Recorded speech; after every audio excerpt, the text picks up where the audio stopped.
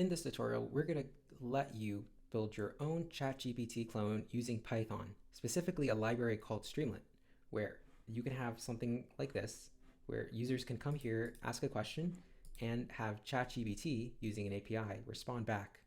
This is all written in under 59 lines of code, and it's really intuitive and easy to learn. I'll be going through this step by step using this tutorial link that I'll be placing in the description below. Let's get started. So here's the scaffold that we're going to be using to write our application. And so far what it's doing is it's importing the libraries we're going to be using and setting up the OpenAI library with the required keys. Right now the application is running, but we're not using Streamlit just yet. So if we open up our application page, we can see that it is empty. Let's start writing things into that. The first thing we're going to set is the page title, which is what is going to be displayed at the tab here. And we can use the markdown function to set Streamlit GPT, which is going to be our header on the page. And we're using a bit of HTML to align it to the center. So let's add that in.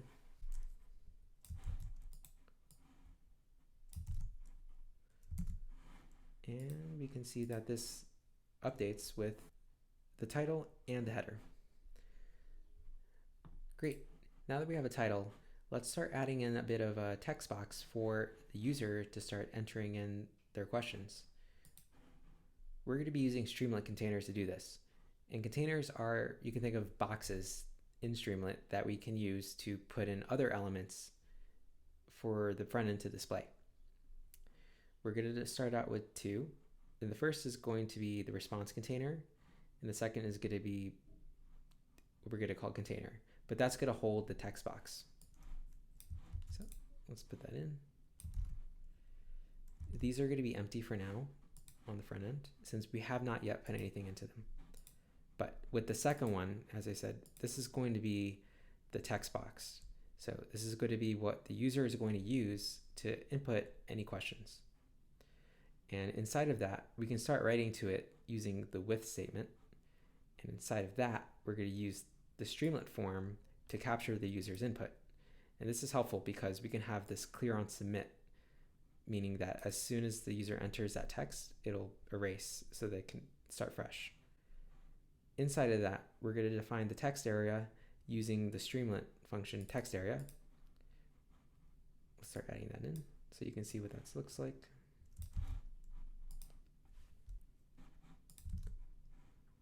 So this here is defined by st text area, and you can enter anything you want into it. It is giving me an error because using st form, it expects that there is a submit button alongside of it. I have that right here. So let's go to submit. And what that is going to do is it's going to place a button on the front end right there that we're going to label with send. And since we have clearance submit is equal to true, anytime we write any question, it gets erased. Right now it's not doing anything with it since we haven't defined what happens when the button is pressed. And we can do that using this if statement. So if the submit button, what is here, that's what is returned from the form submit button, when that is true and user input is what is getting returned back from the text area, and that will be what the user entered. So if the user entered a value and they press the submit button, we're going to want to respond to that event using this if statement. And what we're going to respond to it by is writing in the container above the text area container. So with response container, we're just going to write prompt to send to GPT. Let's add this in. Okay. Give a question. What is your name? And there it is. So the prompt to send to GPT is, what is your name? So now that we have the front end displaying what the user inputted, let's instead send that to ChatGPT API. And we can do that using the chat completion API from OpenAI. what this API does is it takes a model and an array of messages, and the messages is going to define what the user sent. It knows which message is which, as it is an array, by the key role. And the role can be anything as system, user, or assistant. So what we're going to do next is we're going to want to define that parameter inside a Streamlit using session state. So the main caveat with Streamlit is every time there's an interactivity event, the whole front end refreshes in order to read the Python code from top to bottom with like the new context. So any variables that are set are going to be reset every time there's an interaction. If we want to save those variables, we're going to have to use the session state, which saves the variables and makes sure that it is remembered upon each interactivity. So we're going to set the variable messages, which is what we're going to be feeding to ChatGPT's API, to an empty array for now. Let's do that. Okay. And let's define the function that is going to send the questions to ChatGPT's API.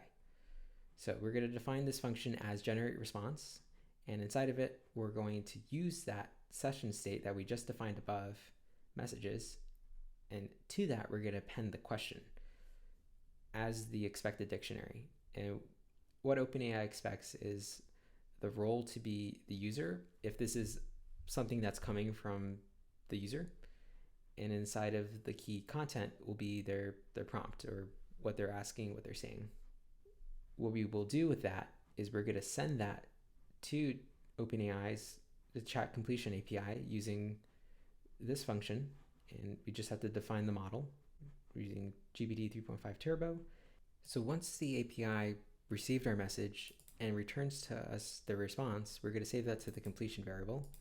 From that variable, we will be able to get the response that OpenAI or ChatGPT sent back to us. And we can save that to the session state, again, the messages array, using this. With the difference from the first one is that we're defining the role as the assistant, so that we know which came from the user and which came from the assistant. And what we're doing here is we're building that chat history that is displayed on the front end and is given back to ChatGPT on every API request, so we can capture the entire historical conversation. Let's add this to our app right here. Great. So we've defined the function and have defined the session state of messages, but we're not yet doing anything with what the front end is showing. And let's do that here, where we're going to, instead of showing what the user inputted to the front end, we're going to take the function we just defined and put the user input in through there. And then we're going to write the response from ChatGPT out from that.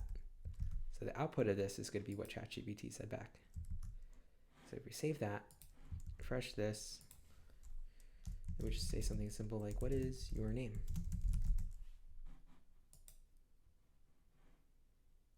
And there we go. That is from ChatGPT. So I asked it its name, and this said it doesn't have a specified name, as expected. But we can actually change that response using the roles again. And there were 4 roles, and one of those roles is system. So what we can do is in here, when we're setting what the messages is going to be set to, that is sent to the chat completion API, we can instead of defining an empty array, we can have it start with this. The role of system is going to have the content, your name is Streamlit GPT. And what role system means is that is what the chat completion API will remember. It will remember this when it answers the question of the user. So we're pretty much just like defining like the setting for this API. You can put anything here. You can define how it should talk or who it should think it is, and it'll be using that when it's responding to the user's request. So let's take this, and instead of using an empty array, we'll do that. Okay. So let's ask the same question. What is your name?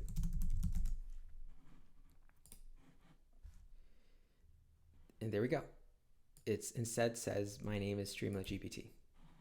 Right now, in under 50 lines of code, we've defined a front end that connects with ChatGPT and displays the response given the user's input. But we can improve the UI here a bit. Let's instead of just showing what GPT said, let's put the entire conversational history, since we do have access to that. And in order to do that through Streamlit, we can use this helpful component called stchat. So with stchat, we can use their function called message. And what message does is it displays messages like a chat bubble onto the front end. To start, we're going to have to define two more arrays that we're going to save in the background, the AI message and the user message array. What this is going to do is it's going to hold which of the messages came from the user and from the AI. This is captured inside of the messages array, but we just wanted to be a little more explicit when we're calling it. So let's add that to the front end, or to the back end. Now if we go back to where the response is generated, instead of writing the response to the front end here, what we're going to do instead is we're going to set those arrays. We're going to set both what the user said and what the response was. So the user message array is getting appended to what the user input was, and then the AI message array is getting appended what the output or the response from the ChatGPT API was. So now we're no longer writing to the front end directly using stwrite, but we still have to write the chat history, and we're going to be using the message function from Streamlit Chat to do that. So down here, we're going to start this with an if statement. And what this if statement is looking for is, has there been a response? So is AI message, the array we set, is it filled? Like, was there a response yet? And if that is true, it is going to write in the response container both what the user message was, and what the response was. And the difference between the two is messages is that one has is user equals true. And when that is true, the bubble will be displayed to the right side instead of the left. Let's write this in. Great. Let's try this out. What is your name?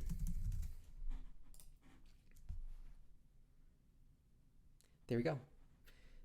So using message, we're able to display both what the user said and what the response is in a friendlier way. Okay, this is a clone of ChatGPT written in Python and using Streamlit. It has the entire conversational history, so in addition to this conversation, I can continue it on using the previous context, like what was my previous question?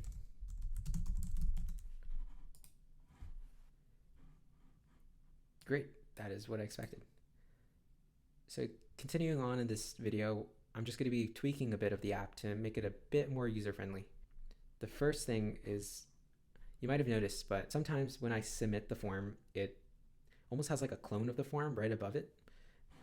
You might be able to see that if I ask a very hard question. What is the really big prime number? Yeah, right here. This is getting displayed unintentionally. This is a front-end bug from Streamlit, and the only way I've found to get around it is to write something to the top container. I'm not sure exactly what's going on, but it has to do with that container not having anything in it. Either way, as long as we just write something, so before the output is generated from the API request and right after the button is submitted, that's right when that shows.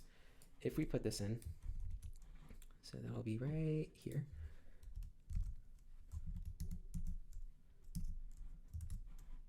That should stop that from showing. Let's do it again.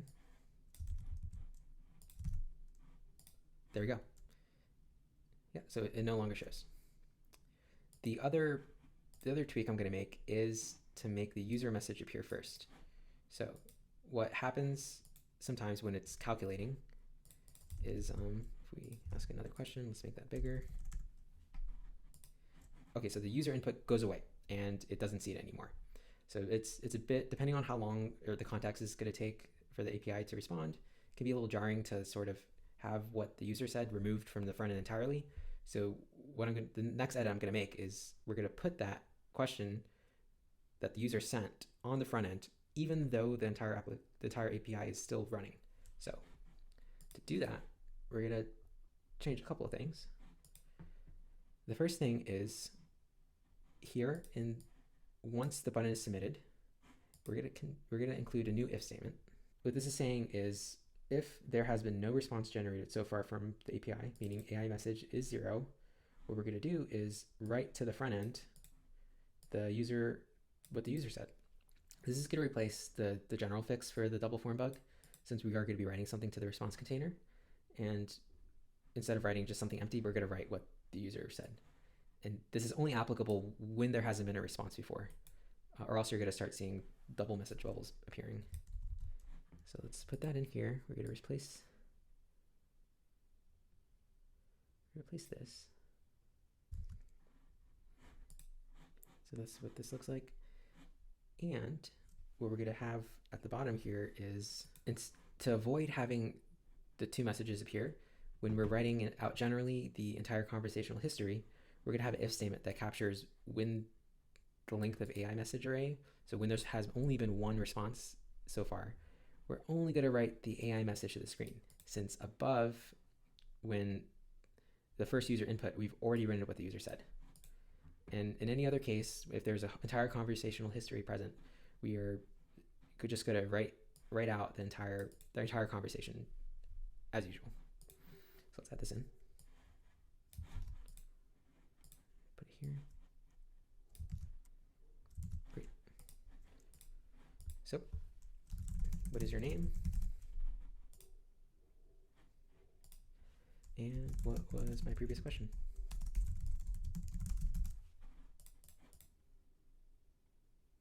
There we go. I hope you enjoyed that tutorial.